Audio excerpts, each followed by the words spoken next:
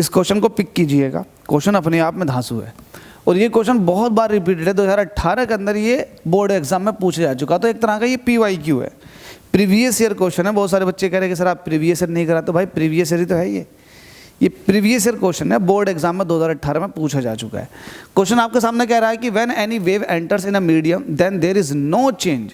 अगर एक वेव किसी मीडियम में जा रही है तो उस वेव की किस चीज़ में बदलाव नहीं होगा। तो बहुत अच्छा क्वेश्चन है, बहुत दिमाग वाला क्वेश्चन है। तो इसका सिंपल सा आंसर है फ्रीक्वेंसी। वेव की फ्रीक्वेंसी नहीं बदलती है, अगर फ्रीक्वेंसी जो है वही रहती है अगर एक मीडियम से दूसरे मीडियम में जाती है। तो क्या क्या पैरामीटर्स चेंज हो जाते हैं? देखो, वेव जो है उसकी स्पीड घट भी सकती है, बढ़ भी सकती है, हालांकि बढ़ेगी तो नहीं, घटेगी ही, ये बात भी तय है। अगर वेवलेंथ की बात करोगे तो वेवलेंथ भी मीडियम में जा रही है तो वो घट जाती है। तो इन पैरामीटर्स के हिसाब से, अच्छा एम्पलीट्यूड भी चेंज हो जाता है, क्योंकि एम्पलीट्यूड जो होता है इंटेंसिटी पर डिपेंड करता है। फिर आप ये कहें कि एम्पलीट्यूड जो होता है, एम्पलीट्यूड वो मैक्सिमम डिस्प्लेसमेंट होता है पार्टिकल्स का, मैक्सिमम डिस्प्लेसमेंट। जब मीडियम के अंदर जाते हो तो डिस्प्लेसमेंट कहीं ना कहीं अफेक्ट हो जाता, तो एम्पलीट्यूड भी वेव का चेंज हो जाता।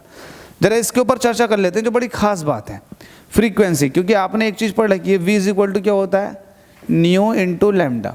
अगर यहाँ से फ्रीक्वेंसी निकालते हैं तो ये हो जाता है V अपॉन लैम्डा।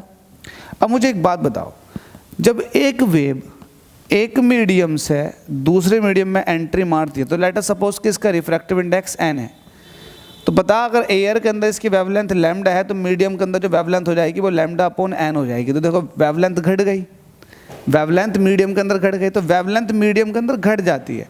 तो वेवलेंथ घटने से फ्रीक्वेंसी क्या होनी चाहिए, बढ़नी चाहिए, बढ़ती है, बढ़ती है, ठीक है। लेकिन आप ये देखेंगे कि वेवलेंथ के साथ साथ लाइट ने एंट्री मारी है, अगर इसकी स्पीड v है, मीडियम का रिफ्रैक्टिव इंडेक्स n है, तो मीडियम के अंदर जो स्पीड हो जाएगी वो हो जाएगी v अपॉन n। तो मतलब स्पीड भी घट जाती है, तो स्पीड भी घटेगी। अब मुझे बताओ, लैम्डा के घटने से फ्रीक्वेंसी बढ़ी, लेकिन स्पीड के घटने से फ्रीक्वेंसी घटेगी, तो जितनी बड़ी थी उतनी घट भी जाएगी। दैट्स वाई ये हमेशा कांस्टेंट रहती है, ऑलवेज, ऑलवेज कांस्टेंट। देखो, जितनी लैम्डा ने बढ़ाने की कोशिश करी उतनी स्पीड ने घटाने की कोशिश करी, क्योंकि स्पीड तो प्रोपोर्शनल में है और लैम्डा इनवर्सली प्रोपोर्शनल में। दैट्स वाई फ्रीक्वेंसी हमेशा क्या रहती है, कांस्टेंट रहती है। तो इसका आंसर हो जाएगा फ्रीक्वेंसी। अगले क्वेश्चन में मुलाकात करते हैं। Thank you.